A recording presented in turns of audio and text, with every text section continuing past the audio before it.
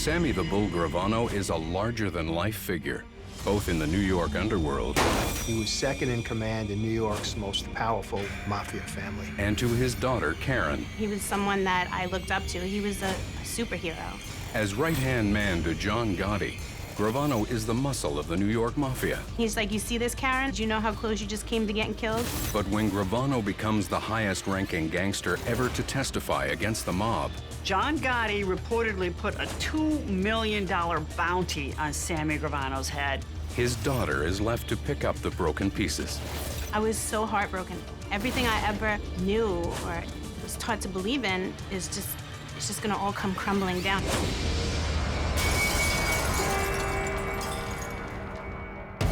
In an age when gangsters become celebrities, Sammy the Bull Gravano is a mythic figure. He rises through the ranks of one of America's most powerful crime families, becoming the right-hand man to superstar mobster John Gotti. But Gravano becomes the biggest celebrity of them all when betrayal makes him the most famous turncoat in mob history. But to Sammy's young daughter, Karen, her father is the apple of her eye. My father was my hero. You know, he was my protector, he was my provider. We had this really unique bond. Growing up in Brooklyn was like one big happy family. The community that I grew up in, everyone was Italian, everybody knew each other. If you were in your backyard, you could see your neighbor's backyard. You'd always notice if there was someone different on the block. It's very close-knit and very well protected. We didn't have a lot of money, but I never felt the struggle. It was like I had anything I could possibly ever want or imagine. No matter what it was, he always made sure my family was taken care of. Sammy Gravano may be a loving father, but by his early 30s, he's already a practiced thief and notorious thug. By the time his daughter was 4 years old, Sammy Gravano was already a bank robber, a car thief, a loan shark, a burglar, and he already had one murder under his belt. Sammy the Bull earns his nickname as a boy. When Sammy was 10 years old, growing up in Brooklyn, he had a bike, and one day, some kids stole his bike. About a week later, he saw a couple of older, bigger kids with his bike, and he charged at them. Well, some wise guys were watching, and they said that Sammy charged at those boys like a little bull. So from that day forward, the nickname stuck. He became Sammy the Bull. The Bull develops a reputation as one of the toughest guys on the street. As a teenager, Sammy was part of a youth gang called the Rampers. He was into petty thefts, and he was always getting into street brawls. He was only 5 feet 5 inches tall, but he wasn't afraid of anyone. He never backed down from a fight. From a young age, Sammy Gravano holds one thing dear: never rat out your friends. Sammy got caught breaking into a lumberyard. When the police caught him, they asked him who his accomplices were, but he wouldn't tell them. They handcuffed him to a pole, and then they beat him to a pole.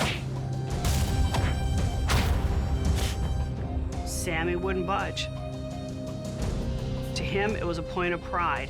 He was never going to rat. Soon, the New York Mafia takes note of this tough, young criminal talent, and eventually he ends up in the formidable Gambino crime family. The Gambino crime family was one of the most powerful criminal organizations in the country. It was into loan sharking, gambling, prostitution, murder, hijacking, the things that would make a lot of money for the capos as well as the boss of the family. This vast criminal empire is headed by 60-year-old Paul Castellano. Paul Castellano was the top dog. He was intelligent and he was ruthless. He was definitely a gangster, but he thought of himself more as a businessman. His wealth was in construction and in concrete. No one with a contract in New York over $2 million could pour concrete without Paul Castellano's permission. Impressed with Sammy's loyalty and tenacity, Paul Castellano officially inducts him into the family. Sammy's induction ceremony was in Brooklyn in 1976. He was led to the basement of a building where Castellano pricked his trigger finger and then poured the blood on the picture of a saint. Then he set that picture on fire. And he said that if Sammy ever divulged the secrets of the family, his soul would burn like that saint. Being a made man has responsibilities. You're expected to be a good earner, make money, and you have to kick a percentage of that up the hierarchy of the family. Sammy's young daughter has no idea how her father truly makes his money. I thought my father was in construction. I mean, he was in construction. We had construction offices. There was never a time where I seen any illegal activities. And that I also believe that he owned nightclubs because he'd be out at night and he'd be working. Sammy Gravano was a good builder. He knew a lot about the building trades.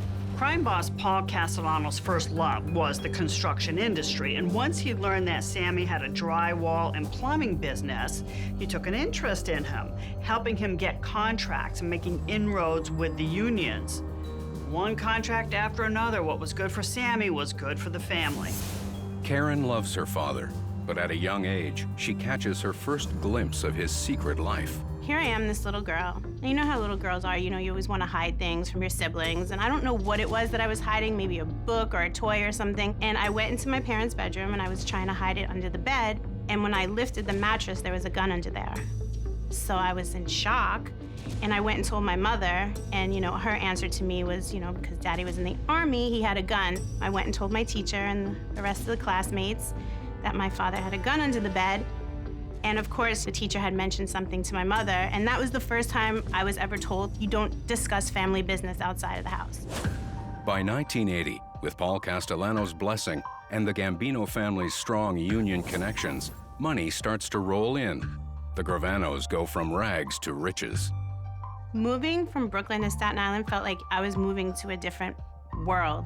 And I remember how excited he was. Like, he worked really hard to have the American dream, which was a house, and I felt like we had our own home and we're in this new place, and life was just gonna be so different on Staten Island. The next year, Gravano buys a luxurious 30-acre country home in rural New Jersey.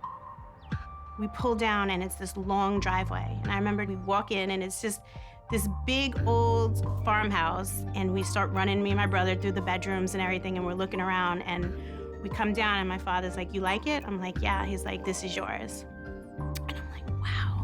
In 1982, while daughter Karen enjoys the spoils of her father's success, Sammy meets a man named Frankie Fiala at his nightclub. One of the businesses Sammy Gravano ran was the Plaza. It was a Brooklyn-based discotheque. His office for the construction business was also there. One day, in walks this guy named Frankie Fiala, kind of a heavy hitter, loud and arrogant, who had made a lot of money trafficking drugs. From the get-go, Sammy didn't like the guy. He offered Sammy Gravano $1 million to buy the whole building. Well, Sammy didn't really want to sell, but $1 million was kind of hard to refuse. Before the deal was even done, Frankie Fiala moved into Sammy's office and started renovating the place.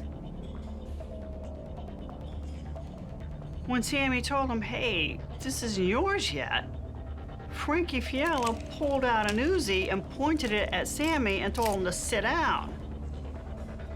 Sammy played it cool, and he said, okay, I guess the deal was about 3/4 of the way done. You can have the office. After Sammy left, he was furious. Karen hears her father vent about the deal at the family dinner table. I remember him talking about the person that was going to purchase the club, which was this guy, Frank Fiala, and I remember he was irritated. And of course, I'm not really paying attention too much because I'm a kid, but I remember hearing some stuff going back and forth, and I knew my father was not happy with the way things were going down. Gravano has a history of carrying out hits for the family. But when Fiala disrespects him, Sammy decides to plan one of his own. I was waiting for my father to come home because I wanted to have a sleepover with my friend. I remember him pulling up and he just ran upstairs. And of course I go to follow him because I want to ask him if my friend could sleep over. And when I got to the door of his room, I seen him stick a gun into the back of his pants. He turned around real quick and he looked at me and he must have sensed that I seen something. And he said, what's going on, kiddo? I asked him if I can have a sleepover and he just said, tonight's not a good night. That day when my father left the house, was different. He had gloves with him, he had a gun. But his demeanor was just so regular. So me as a child who looked up to my father didn't think that, maybe he was involved in something as serious as murder. That night, Sammy and his crew commit a brutal crime and set in motion a chain of events that pits Sammy the Bull against the most powerful man in the New York Mafia.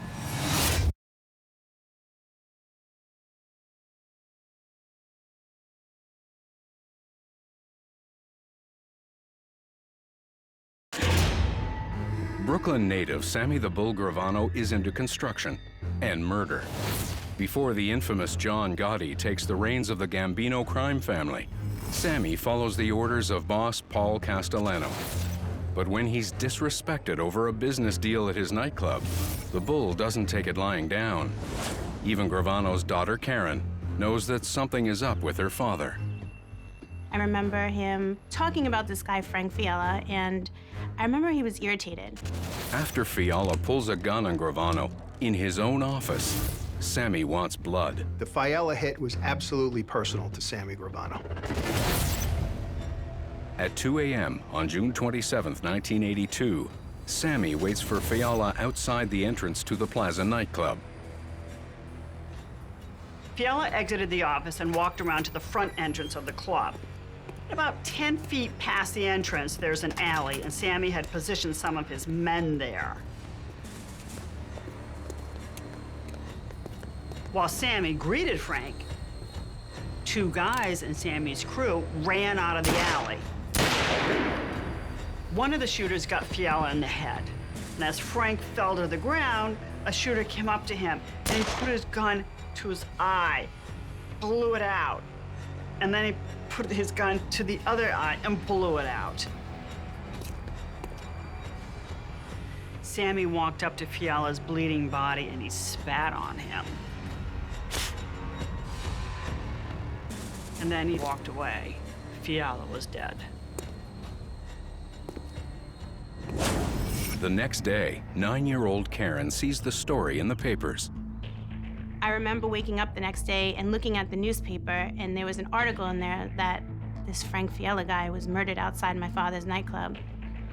And for a second, it crosses your mind. I mean, I think I sat back and seeing him put a gun in the back of his pants and then leaving the house, I thought about it, but he acted completely normal, like nothing, just like nothing. And he's asking me questions and joking with me just as usual, so that thought just leaves your mind. The Fiala hit gives Sammy a chance to get even for being disrespected. But now he has a new problem. The Fiala murder enraged Sammy's boss, Paul Castellano. It's against the rules to kill another without permission from someone higher up in the organization. The Bull has enraged the most powerful man in the New York Mafia. Sammy decided to lay low, hoping that Castellano would cool off. So he decided to join his family at his farm in New Jersey with some of his men. Young Karen senses her father's life is now in danger. My father's crew had come up to the farm. I remember someone in the room saying, Paul's hot, Sammy, like, this is a problem. You're gonna get us all killed. And the other members of his crew, like, having his back. And I think this is the first time in my life I really started to realize that maybe my father was involved in any kind of illegal activities, and maybe there is a sense of danger that surrounds his world. And I just always wanted to know, like, if, God forbid, anything happened to him, if he ever died or he was ever hurt, would my family come? Would we live on the farm? And of course, he never addressed those issues with me. Sammy hides out at the farm for 3 weeks until Paul Castellano demands to meet with him. After Frank Fiala was killed, Sammy was called to a sit-down with the boss of the family, Paul Castellano. And of course, going to a sit-down is always a risk. You don't know if you're ever going to come home after you go to that sit-down. Gravano meets with Castellano in a restaurant in downtown New York. At the restaurant, Paul Castellano was angry with Sammy. He wondered, well, why hadn't he come to the boss to ask his permission? Sammy told him he didn't want Castellano to be part of this if the murder went badly. Castellano accepted that, but asked Sammy to promise never to do that again. Sammy took a hard line at that meeting. He refused to promise he would never kill again without permission, but he did say that he would always protect Castellano, no matter what. After Paul thought about it, he stood up, kissed Sammy on the cheek, and said, "Just be a good friend of ours, like you always have been." Sammy escapes Castellano's wrath, but the Fiala killing is just the beginning of growing tension between the two men. Sammy Gravano didn't like Paul Castellano. Sammy was a killer. I mean, he was an enforcer. He killed with his own hands. Paul Castellano didn't really do that. He earned his position because he was the brother-in-law of his predecessor, Carlo Gambino. That didn't really sit well with Sammy Gravano. There is something else Sammy Gravano despises about Paul Castellano. The lifeblood of a mafia family is the flow of money into the family and up to the boss. And when the boss holds on to it and doesn't share it, well, that creates animosity within the lower echelons of the family, and that's why they didn't like Paul Castellano.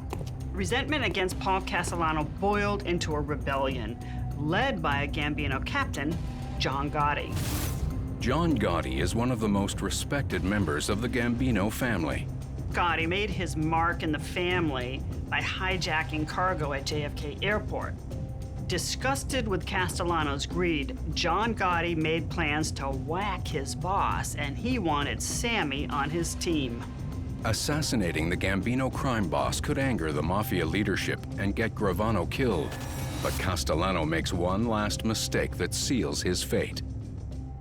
The last nail in the coffin for Castellano, the thing that sealed his death sentence, was his disrespect to Emilio Della Croce. Della Croce was a beloved figure in the Gambino family. Underboss, he loved Gotti, he loved Gravano, and they in turn loved him. When he died, Castellano didn't show up at his funeral, and that was a sign of disrespect that Gotti and Gravano could not overlook. John Gotti and Sammy the Bull find the perfect opportunity to kill the most powerful mobster in New York. They discovered that just before Christmas in 1985, Castellano would be meeting with some of his captains at a steakhouse called Sparks.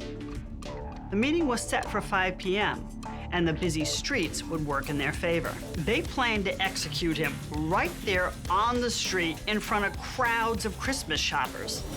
A brazen murder in the middle of New York City will send a powerful message and change the face of the New York Mafia forever.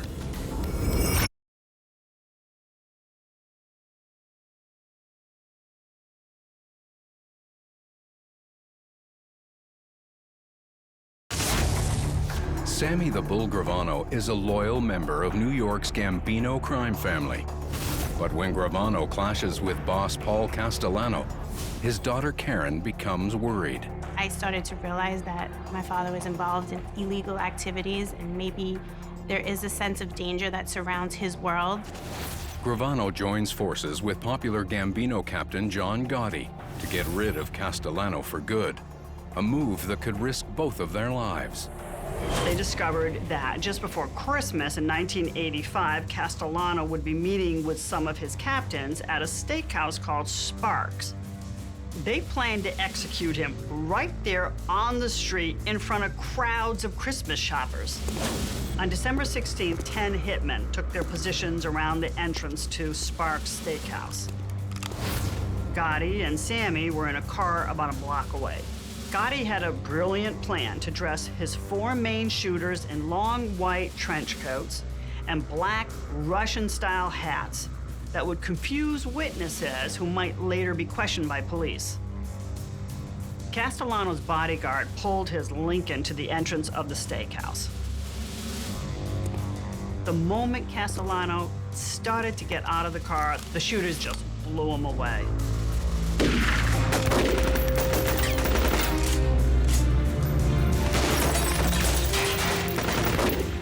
He died from multiple gunshot wounds to the head, brain, and chest. The bodyguard was killed as he got out of the driver's side. I remember my father not coming home after that, and it was probably for a couple of weeks. And right away, right on the news, it's, John Gotti murdered Paul Castellano. He's taking over. And I'm thinking, my father knows John. Possibly my father can be involved in this. I felt like I was part of something that was bigger than anything I could ever imagine or understand. After lying low for 2 weeks, Gravano returns and shows his daughter a story in the paper. After the Castellano hit, there was a newspaper article, and it said, Sammy the Bull, rising star in the mafia. And my father put it on the table, and he made me read it. And he said, listen, I want you to know, people may be talking in school, there may be conversations about this, and I want you to know directly from me that I'm not hiding anything. I don't know why, I can't explain why I didn't want to ask questions or I didn't want to find out. I just know that he is part of something that's so big that I can't even fathom to understand, but I didn't even want to at the time because that's my father. As the daughter of one of New York's most powerful mafiosos, Karen realizes she's not like other girls her age. At that particular time, most kids are thinking about, what outfits they're gonna wear. But for me, I thought about all that, but I also thought, I hope my father makes it home safe tonight. I thought about what else is gonna be in the news tomorrow. With Paul Castellano dead, the Gambino captains elected John Gotti as their new boss. Sammy was promoted to captain, a position that was higher than anything he had ever had before. Like Paul Sorvino's character in the mob movie Goodfellas, Sammy Gravano is rewarded by becoming the capo of his own crew. Right after the Castellano hit, he got so much respect. It's like now he has a driver, and now, people are walking into a restaurant and they're pulling out chairs for him, and it's like, you're not really thinking of what he did to earn this respect. As the main suspect in Castellano's murder, John Gotti becomes the object of intense press attention. Society viewed them as heroes. As crazy as that may sound, it's like, here's this murder of a man outside Sparks Steakhouse, and it's getting national attention, and people are looking at John Gotti like he's a superhero. Determined to put Gotti behind bars, the FBI arrests him on May 1986 on racketeering charges. Gotti was jailed at the Metropolitan Correctional Center and denied bail. While he was in, he appointed Sammy to run the family business. The Bull runs the Gambino interests with an iron fist, overseeing 3 executions in 1986 alone. Determined to get his boss back on the street, Sammy proves once again he's more than a mere enforcer. In 1987, Sammy bribed the jury foreman, who agreed that he would vote not guilty and try to persuade other jurors to do the same. Well, Gotti was indeed acquitted and sprung from jail. When he got out, he rewarded Sammy by promoting him to consigliere, the 3rd highest position in the family. As Gravano's daughter, teenaged Karen is a local celebrity. I have my Sweet 16, and, John Gotti was invited, and of course I have all my friends there from school, and someone had put a note in my locker after, and it said, Mafia Princess. I actually was offended by that term because I didn't act that way. I know people that their fathers are involved in that lifestyle, and I've heard them say things like, do you know who I am? Do you know who my father is? And I'd probably get a foot up my ass if I ever did something like that. Karen's father insists on humility, but being the daughter of a mob giant has its perks and its risks. My father built us this beautiful house that had this big patio that extended from my bedroom window. And to me, that was like my landing strip to be out of the house. Like, I would just run out the window and jump over the fence, and I'd be out all night. There was this one night that I remember sneaking back into the house, and my father was up, and he was in the kitchen, and he's seen a shadow go by, and he heard footsteps on the roof. So automatically, he's thinking, someone's breaking in, there's a hit, they're coming through the kid's bedroom. So he grabs his gun, he runs upstairs. And as soon as I come through the window, my father's standing there, like gun cocked, ready to blow my brains out. It was just crazy because I see this gun cocked in my face, and of course my hands are up like, like I'm under arrest or I'm in a robbery, and I'm like, Dad, hi. And he's just not saying a word, the gun's there, and I'm like, I just went to Miggy's, which is like the local grocery store. Do you want a sandwich? Because I'm thinking, I gotta get out of this. I snuck out, I've been out all night. And he's just like, you see this, Karen? Do you know how close you just came to getting killed? And then he slams the door. He's like, go to bed. And the next morning, I remember my mother coming up. I'm like, Daddy's mad at me? And she's like, no, he's very upset. Not mad, he's upset. Do you realize he almost killed you last night? I wasn't thinking about I could have been murdered. I'm just thinking I want to go out and sneak out. Like other kids sneak in their house and they don't have to worry about their father blowing their brains out. Gravano has more than a rebellious teenage daughter to contend with. He and his boss, John Gotti, are being hounded by the media. In the late 80s, gangsters were celebrities. Movies like Prizzi's Honor, Scarface, The Untouchables, Married to the Mob glorified gangsters. So paparazzi would show up to film Gotti and Gravano wherever they could find them. Sammy shuns the attention, but Gotti embraces the TV cameras. There's no question that John Gotti had this aura about him. You know, he demanded a certain kind of respect. He had swag. So I think the country fell in love with him. The news media became obsessed with him, and it was something to watch on TV. Well, John may like that, but the rest of the mob and the rest of that world didn't, because he was exposing it. He was giving up, you know, the mob basically by putting it on Front Street. In spite of reporters and the FBI watching their every move, Gotti begins holding court at his Ravenite social club in Little Italy. Here's John Gotti on every news station and meeting at the Ravenite social club every night. It became a joke. My father would plead with him, like, John, we're giving the government this on a silver platter. And John's answer would be, no, Sammy, we'll show them. We're Cosa Nostra. But Sammy has every reason to worry. During the course of the investigation that the FBI launched into John Gotti, they bugged the Ravenite Social Club. The Ravenite bug turned up nothing. Their recordings were fruitless because the radio would be playing in the background, and then Gotti installed a white noise machine. But they soon learned that when he wanted to have certain conversations, he'd walk out the side door of the social club and up to an apartment upstairs. So they got permission to bug that apartment. It turned out to be a treasure trove. Gotti and everyone else conducted their business in that apartment. They talked about murders, they talked about crimes, they talked about future crimes. Sammy was aware of the FBI presence. He saw the vans, and he knew they had access to the best surveillance equipment. In addition to John Gotti bragging about Gotti being the head of the Gambino family, Gotti was also picked up on the wire saying that he was going to promote Sammy Gravano to the position of underboss of the Gambino family. The underboss is the second most powerful man in the family. Gravano is now the #2 power player in organized crime in New York. But that's not all the FBI hears Gotti say. On December 12, 1989, Gotti was overheard admitting to the killing of 3 Castellano loyalists. That was the turning point, the tipping point for the FBI when they now realized that they had enough to bring down Gotti and arrest him and go forward with a prosecution. In New York's Eastern District, a grand jury is secretly convened and sealed indictments are returned against John Gotti, Sammy Gravano, and consigliere Frank Locascio. But news of the indictments slips out.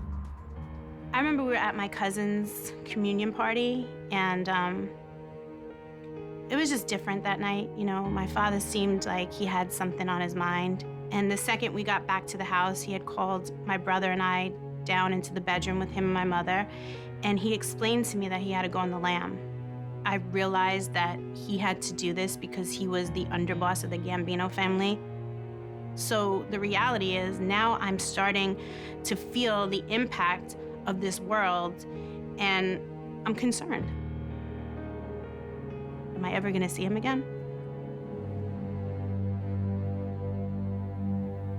A month later, boss John Gotti called Gravano out of hiding and insisted they meet at the Ravenite. Aware that he could be arrested at any moment, Sammy goes home to see his daughter one last time. I remember just running over to him and wrapping my arms around him, and I started crying because, you know, he's been on the lam for about a month and I haven't spoken to him, or I haven't seen him. And we had breakfast and we talked, and that night he left to the Ravenite Social Club. Soon after Sammy showed up at the club, the FBI arrested him, Gotti, and Frank Locascio and locked them up. The arrest will forever change Karen's life and make Sammy Gravano the most infamous and most polarizing gangster of our time.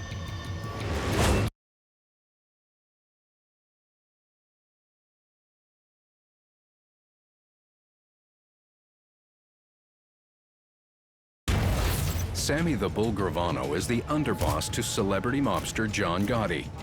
A loyal soldier, he goes into hiding to avoid pending indictments from the feds. But when Gotti insists on a risky meeting at his club, Gravano visits his daughter one last time. I started crying because, he's been on the lam for about a month and I haven't spoken to him or I haven't seen him. On December 11th, 1990, the FBI arrests the 3 highest-placed members of the Gambino crime family. The indictment, when it came down, charged John Gotti, Sammy Gravano, and Frankie Locascio with a RICO violation. Among the charges was conspiracy to commit murder, loan sharking, gambling, and hijacking. Only John Gotti was charged with the murder of Paul Castellano and his bodyguard. That's like one of the hardest things for me to look at because I felt like that was the day my old life was just over. Everything that I knew as a kid growing up, people that I knew as family, as uncles, as cousins, everything would change from that particular moment. 10 days later, during a bail hearing in a New York courtroom, Gravano hears something that changes his life forever.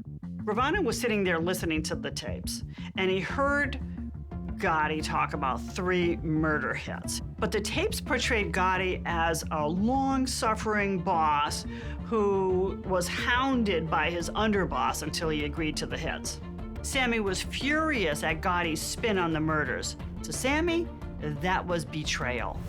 Realizing that he will never be able to defend himself while tied to John Gotti, Gravano makes a plea to his boss to sever their cases. When Gotti refuses, Sammy makes a life-altering decision. My father's locked up, it's about a year, and he calls for a meeting, and it's me and my mother and my uncle. I remember getting into the room, and it was different. My father was so serious, and we started talking, and he says, I want to tell you something that goes against everything I ever taught you to believe in and everything I ever believe in, and it's probably something that you're not going to understand.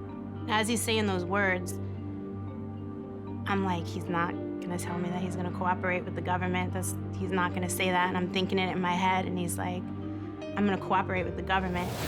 I felt like my entire life is just ripped out from underneath me. Everything I ever knew or was taught to believe in is just gonna all come crumbling down. I didn't know how to feel. I didn't know, what was gonna happen. In my eyes growing up, the government, they were the enemy. The cops, they were the bad guys, And now all of a sudden my father's gonna cooperate with them. I was so heartbroken. Here I was Sammy the Bull's daughter.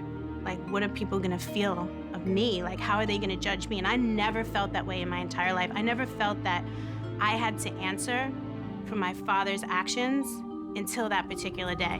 Sammy's decision to cooperate also forces Karen to accept that her father is a killer. I remember waking up one day and the front page of the Daily News was a picture of my father and 19 tombstones. I was kind of taken back by the fact that there were 19. This lifestyle involved murder. The men take an oath to be involved in this world. Whether our fathers went to prison, whether our fathers were murdered, the reality is this life destroys families. When Sammy's decision to become a witness for the government is announced, the Gambino family turns against him. John Gotti reportedly put a $2 million bounty on Sammy Gravano's head. I don't think mobsters to this day can get over the fact that Sammy Gravano did what he did. In fact, there were posters put up throughout the city of a rat. Sammy Gravano was a rat. Sammy's decision to turn against the family tears his daughter's world apart. I felt like everybody turned on me. I wasn't allowed in some of my friends' houses, and I have people coming to me like, you need to tell your father he can't do this. I have, my uncle coming to me telling me your father should kill himself, tell him not to do this. So I'm so torn, and so here I am supposed to tell my father that he needs to kill himself and he can't go on with this. This is my father. This is someone I love. I don't want him to kill himself. I mean, I definitely don't want him to cooperate with the government, but I definitely don't want him to kill himself. Sammy Gravano's decision to testify against the Gambino family is already front-page news when the trial begins in February 1992. Sammy spent 8 days on the stand going through his life with La Cosa Nostra, his life with John Gotti. By the end, the perfectly coiffed Gotti looked defeated. He knew Sammy had beat him. On April 2nd, 1992, after only 13 hours of deliberation, the jury finds Gotti guilty of all murder and racketeering charges. Based in large part on Sammy Gravano's testimony, John Gotti was found guilty. He was sentenced to life without the possibility of parole. As part of his agreement with the government, Gravano goes on to testify against the mafia for 2 more years and becomes the most infamous informant in mob history. Gravano's testimony sent dozens of people to prison. He tore the entire Gambino crime family apart. In the end, Gravano pleads guilty to 19 murders in exchange for a reduced 5-year sentence. Sammy was sentenced to 5 years. Now, 5 years for 19 murders and for all of the other mayhem that he caused over the course of his career was, to me, outrageous. That lenient sentence made a lot of people furious, but the government recognized that Gravano helped them take a lot of bad people off the street, and they wanted to send a message to other gangsters that if they cooperated, they too could have such leniency. In April 1995, at the age of 50, Sammy the Bull gets his freedom. Sammy was released into the Federal Witness Protection Program. He had a new name, a new career, complete new identity. Sammy Gravano was supposed to be not heard from again, but that didn't happen. Before long, Sammy the Bull is once again headline news.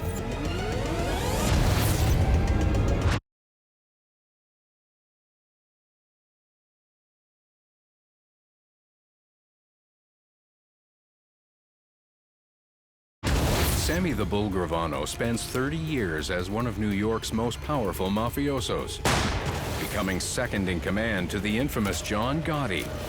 But when Gravano turns informant for the government, it sends shockwaves throughout the organized crime world. He pleads guilty to 19 murders in exchange for a light sentence and years of damning testimony. Gravano's decision to cooperate with the government devastates his daughter. I felt like my entire life is just ripped out from underneath me. Everything I ever knew or was taught to believe in is just gonna all come crumbling down. Her mother and brother moved to Arizona to escape the spotlight. But Karen stays in New York to rebuild her life and regain her respect after being shunned by her community. After my father cooperated, I felt like everyone had turned against us. So in my mind, the only way to gain respect was to be bad, because when he was bad, everybody respected him. So I chose to put myself around people that were bad or weren't doing, law-abiding things at the time. We had a weed service called Aromatherapy in Manhattan, and we dealt with the who's who in the music industry, models, actors, lawyers, judges. I made a lot of money, and I had a lot of fun doing it. After only 8 months in the Witness Protection Program, Sammy Gravano has had enough. Sammy dropped out. He moved to Scottsdale, Arizona, and ran a pool building company and a restaurant with his family. Karen soon follows him, determined to turn over a new leaf and leave her own life of crime.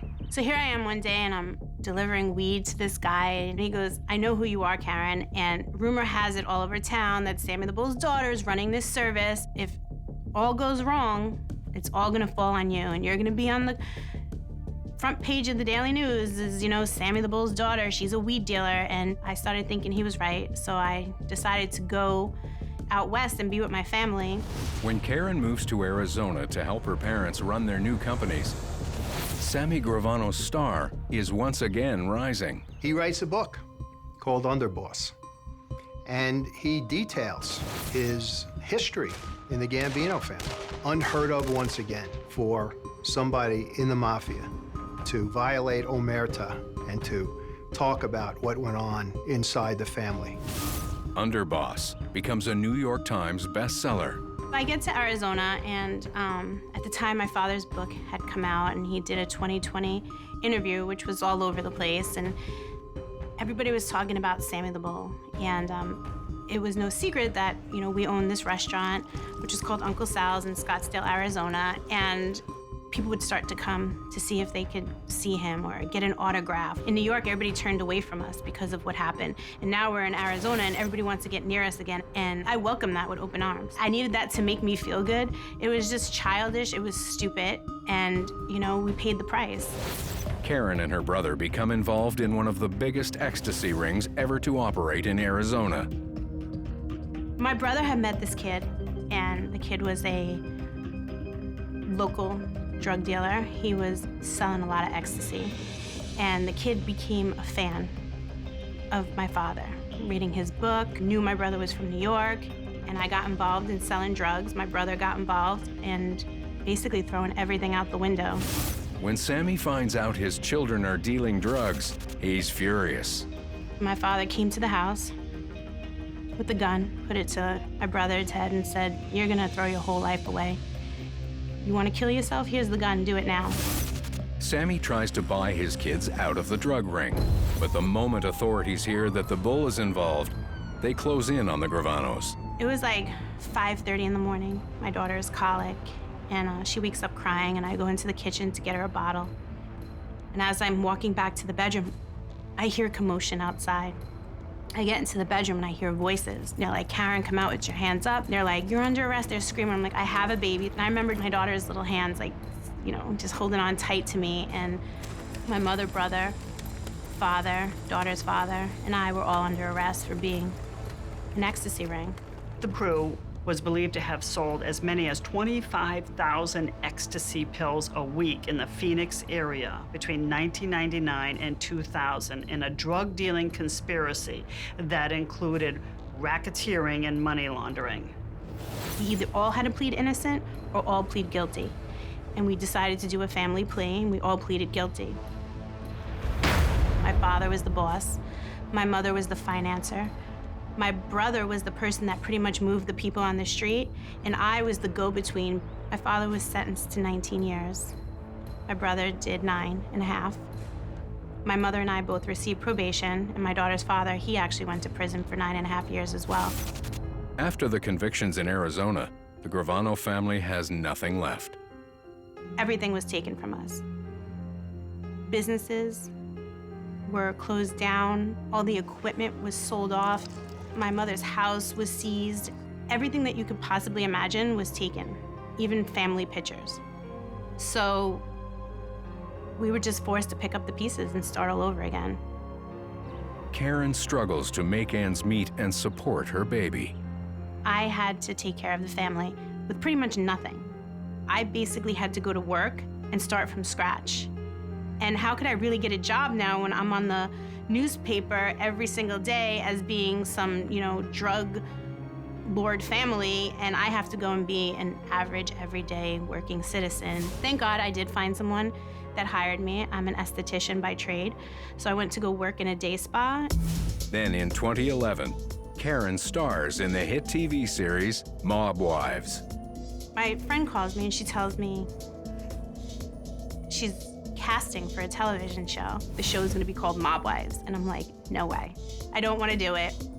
6 years later, I did it. It was a successful show. It definitely brought up a lot of old wounds. You know, I think that I had to come back and fight that fight that I had to fight, you know, 20-something years ago after my father cooperated. But I wasn't a 19-year-old girl anymore. I was a woman who completely understands everything that happened. In 2017, after serving 17 years, Sammy Gravano is released from prison and reunited with his daughter. I fought this fight stronger. I fought it harder. I don't care what people think about me.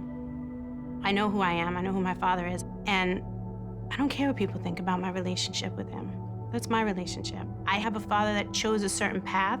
Was it right? Who knows? It was his path. Does he take care of me? 100%. Is he there if something's wrong? 1,000%. Is he there for advice and wants to see me and my child do better in life? 1,000%. So that's the man I love and honor and respect, and that's the man I will fight for every single day of my life.